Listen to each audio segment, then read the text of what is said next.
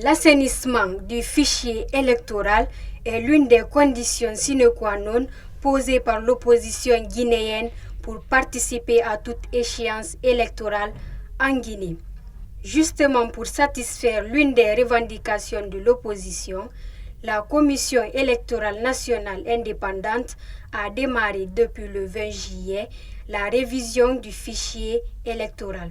Une opération qui se passe sans engouement dans certains quartiers de la commune de Matoto.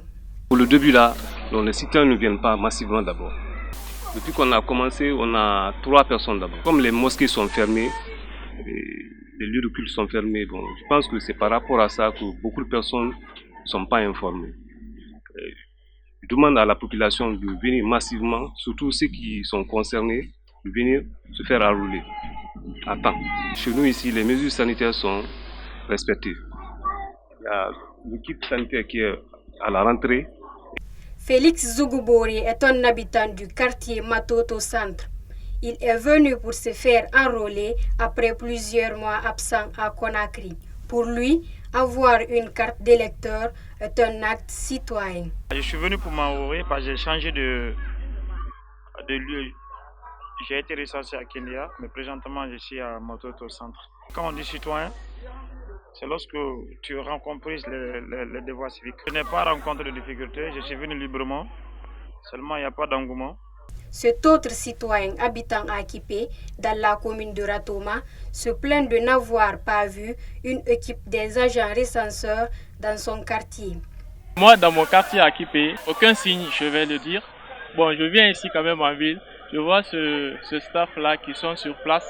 Je me demande si toutefois qu'il y a une lenteur qui se passe au niveau national. C'est une question que je me pose, si le recensement est national ou bien c'est sectoriel. Moi, j'appelle à tous les citoyens de venir se recenser. Dès là, notre équipe s'est rendue à Kaloum. La même morosité se fait sentir dans les KL.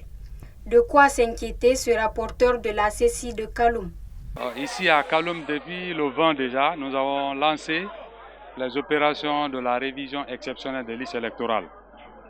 Ici, pour le moment, tout va bien. Et depuis qu'on a commencé, les gens viennent petit à petit. Ils ne sont pas encore nombreux, mais espérons que, comme à Kaloum, les gens ils vont attendre juste 2 ou 3 jours, la fin, ils vont venir. Sinon, pour le moment, ça se passe ici. La révision exceptionnelle concerne quelques personnes, ce n'est pas tout le monde. Il y a d'abord les 2 millions et quelques électeurs que la CEDEAO, pendant leur rapport, on dit vraiment qu'il faut corriger. C'est ceux qui sont concernés en premier.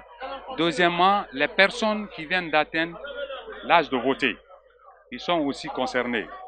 Et troisièmement, ça concerne les personnes qui sont fait des déplacements, c'est-à-dire d'un quartier à un autre quartier ou d'une préfecture à une autre préfecture.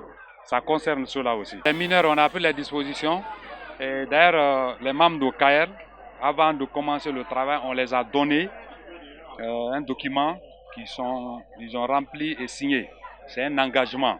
Comme quand aucun membre de KR n'a le droit d'enrôler un mineur.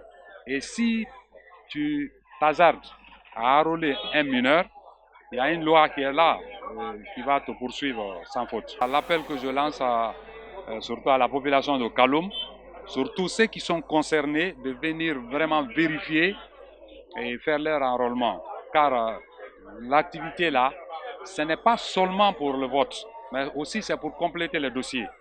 Selon des observateurs, cette faible affluence dans les KL s'explique par le manque de sensibilisation des citoyens, mais aussi et surtout la crise politique, l'attente qui existe entre le pouvoir et l'opposition guinéenne.